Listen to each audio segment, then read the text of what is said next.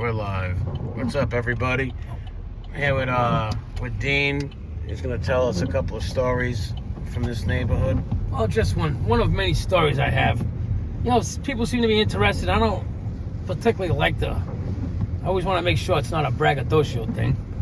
But at the same time, it's one of, this is the moment when I got waved out into the penitentiary at 16. This was my last little escapade on escape. In fact, I want to show you a landmark that I talk about so much, is the Cranston Street Armory. Why I talk about it, I don't know. It's just this landmark, castle-looking fucking armory that it's like used to stand out in the neighborhood. It's the only fucking massive structure around it. It's a very small area. It's part of the West End. It's the west side of Paris. We call Cranston Street the West End. And other parts of the west side we don't call the West End for whatever reason. But anyway, we're going down Cranston Street where I grew up. I was in the middle of telling Nick a story, and it reminded me, why not just tell a story? So, as a juvenile, on my fourth escape from the juvenile training school, I started racking up all these robberies. I wanted to be fucking John Dillinger or something. I think before crack epidemic, you gotta watch what you're doing around here. People don't drive very well, apparently. Before the crack epidemic hit and kids were aspiring to be drug dealers, we wanted to be stick-up kids. That was, a thing street kids wanted to be. They wanted to be known as or whatever. So when I escaped, I would always come back to the West End, and I'd stay at this house or that. Right now I'm taking you to, I was staying at this house with another girl. I was 16, she was probably the same age as me. And, our elderly grandmother was in the hospital. We had the apartment to ourselves for a minute. Keep in mind, I was a wanted fugitive, and I told the story before if anybody happens to have it, but we lost all the videos, long story. So I'm kind of doing the video over in a sense. Right now you're looking at, that's the Hells Angels headquarters right there. Yeah. Matter of fact, you just happen to be passing it. They used to have Dobermans in the Yeah, they raided it not too long ago. I don't know what the fuck's going on, but let me see. There's probably a sign on the side street over there. See? Now it's just a small sign. See the little red sign, Hells Angels right there? Yeah. That's their fucking, that's their Rhode Island headquarters, I guess. But, so I'm gonna go, this is Messer Street we're on. Yeah. But I wanna take Nick, I'm gonna just drive through the whole routine that happened this day. So, I went to rob a guy, I was 16, I went to rob a money bag in these privates off a guy who ran a bowling alley. But he was messing around with these teenage girls, one of them happened to be the girl I know. He was one of those elderly perverts, you would call him. I don't want to disrespect the guy in a sense because he's a victim of my crime, and I want to put that in perspective too. But anyway, I was living in this house a couple of blocks up, I'll show you. And my brother happened to be painting the house next door. My brother's a little older, my older brother Brian, and he happened to see this all unfold.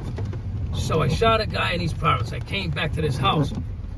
I put the gun in the vent, and they quickly arrested the girls. They didn't give me up right away. I should have did it. I was living in this blue house right here. Okay, this is Willow and Sycamore we're on, I believe. So I lived on the first floor right here. There's no back door. The cops were in the backyard this way. Look, they were back there watching me come through the house. They would come into the house, so they knew I was in there. So they raid the house, right? I jump out this back window. There's a cop on the corner right here. Which window? I'm gonna show you in a second. Watch this. So there's a back window. I jumped out the back window. See the blue house you're looking at to the right? So I jumped out the back window. Stay right where you are, man. I'm gonna show you. I have to show you.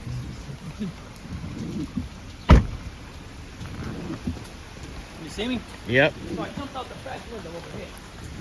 Can you hear me? Yep. This was a chicken wire fence. I didn't want to alert them that I was climbing because it was making a lot of noise. So I came to the front of the house right here, right?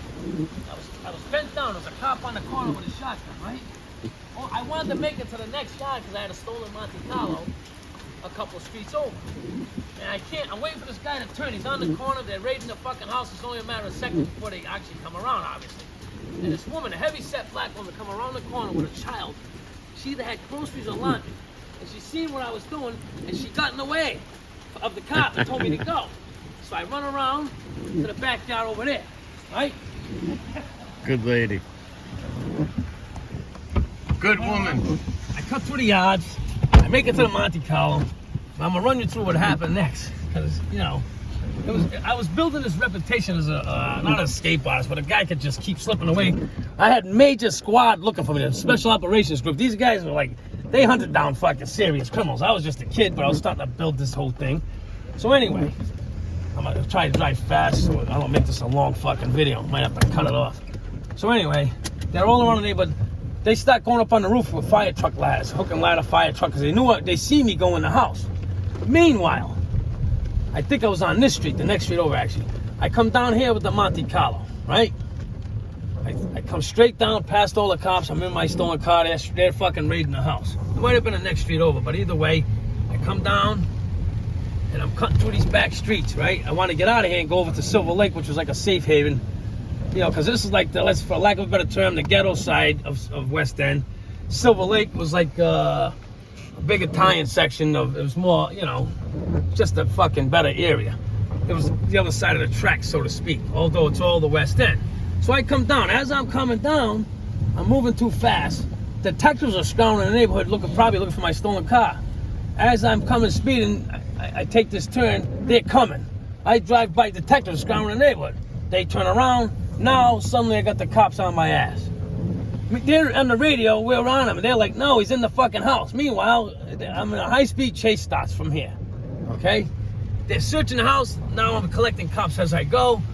I'm 16 years old. This is how I got waved out. This was my last day on the fucking street before I caught the 10 years. So I'll try to make this quick. I'm running down. I come through here. I'm actually speeding now. So I got the cops on me. I'm fucking a kid. I went back in the house to get the pistol out of the vent. I never got the gun. I never made it to, they fucking, you know, they vamped the fucking house. But anyway, I come down here. I get on what's called Union Avenue. Okay? There's a reason why I run you through this, because I'm better off with the optics of showing you. What the fuck are you doing and what are you doing, guys? Come on now. So I come down here. This ought to be quick. I got a green light. Now I got like 3 detective cars chasing me. I can see a shotgun and I'm looking. They're coming after my little ass. I shot a guy in a robbery. Not to mention I was wanted for another armed robbery in another town. They thought I shot some guys on Cranston Street. So I take this left onto it's the Route 10 Expressway. We're in Providence, Rhode Island, to remind you. And this will be quick. Now, I'm in a brand new Monte Carlo. It was 1983. And I come on here. By this time, I got still, like I said, about 3 detectives chasing me. So now I get on this expressway, right? And I'm fucking flying. I end up going around fucking, I don't know. I was going fast. I'm even at a high rate of speed now, which I shouldn't be doing. But I'm trying to make it quick. So there's an exit. Takes you right back to Cranston Street. Right now we're on the Cranston line. This is the city of Cranston and the city of Providence. We're on the line. So I take this fucking, this exit right here, which is a very, you'll see. As I'm taking it, I was going too fast for my own good, okay? And what happened is, as I'm taking this turn, right around here, the fucking Monte Carlo starts to spin out of control. So I start sliding sideways, okay? I slid sideways, I end up sideways right here at the bottom of the fucking exit, okay? This used to be a brewery. Ironically, it's the Cranston Police Department now. So I slid the car right to here and I blocked the exit. I get out, I start running right here, okay? They're like, you better stop running, you little motherfucker. The cop told me later, if you had a lighter in your hand, I would have shot you. So I'm running down this fucking street. I take this turn right here. I was good at disappearing in backyards. So I take this turn, I come over here, I cut through the backyards over here somewhere. I hop probably up on this wall or whatever it was. I cut through these yards, right? So now, I fucking end up in this yard. Up here is higher than on that side, so I jumped to this garage roof in one of these backyards. I want to see if I can find it. Here it is 40 fucking years later. Anyway, I jumped up and I climbed one of these trees. See that tree right there? Any one of those trees it could have been. You see that tree? I'm going to see if I can catch it. I just start climbing it up the tree. You got to remember, I'm about 118 pounds at the time, a little kid. I climbed one of these. On the other side, it's lower, so the tree's actually higher than it looks. It overlooks 3-story houses. I climbed that tree, and there's all across the street, like I told you, was the brewery. Now you're on the Cranston line, so I got 2 towns and the state police scouring this fucking area looking for me. I'm up on the tree looking down. They're looking up on the tree. They can't see me. Meanwhile, I got bugs crawling all over me. I woke up like fucking 7 hours later, whatever it was. I could hardly move, and I got away. But as I start to unfurl my body from the fucking tree, I'm making noises. A lady doing her laundry. Anyway, jump out of the tree because the lady's caught my emotion. I fucking screw across the highway we were just on. I go to a bowling alley over there and I grab another car and I screw. It became a legendary story because in those days, everybody was listening on their police scanners. And it was like just another day. Okay, Dean's being chased again. Everybody would call each other and fucking they're all listening to me in my neighborhood in a small way. For me, I loved it. I was building this reputation. You know, I wanted to be John Dillinger and I was on my way in my mind, you know. And this is the tracks literally from Cranston to Providence. This is literally the other side of the tracks you're looking at. Below this red light are railroad tracks. So I escaped back to the West End, which is only up the fucking street. And that was quickly me telling you, as brief as I can, one of my escapades during that escape from the training squad. I got in like several high-speed chases. I should have brought you through another one. But in any event, I got away that day, and several days later, I got on another high-speed chase. Maybe if people find this interesting, I'll run them through that one. But that was one of few. And might as well just keep. Do we got enough time on that video? Have I taken too long? So it's 11 minutes. It went 11 minutes. All right. Do you think should I continue on Cranston? We already been on Cranston Street, right? So anyway, we'll see how they respond to it, and I'll know whether or not it's worth telling any other stories down here. So that's just one of several stories of mine of, you know, trying to build a reputation as a fucking as a Dillinger-like character. It's amazing how a kid can deliberately try to create a character, because I didn't have a father or nothing. I didn't have any direction in life, and crime and being a criminal seemed like the only way. I felt like a somebody. And that's the psychology behind what it is to become a fucking sociopath. I think a criminal sociopath. And this neighborhood is where, you know, I keep coming back to here's how I began, and that's I guess that's it for that story. And hope you viewers took some type of fucking interest in it. If not, I'll try something else. That's it. That's all I got, Nick. All right. God bless you guys. Like and subscribe. Bye-bye.